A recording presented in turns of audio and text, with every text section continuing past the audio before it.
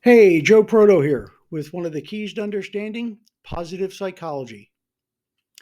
While the negativity bias is good for survival in harsh conditions, it's lousy for quality of life, fulfilling relationships, personal growth, and long term health.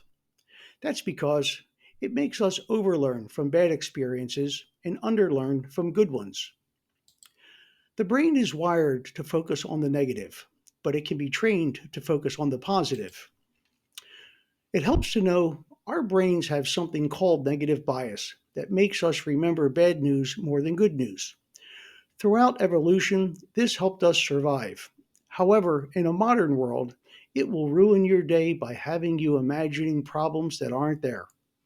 So, unless there's physical danger, learn to neutralize the negativity by thinking five positive thoughts for every negative thought. Optimism is a muscle anyone can strengthen with practice. Enjoy the day.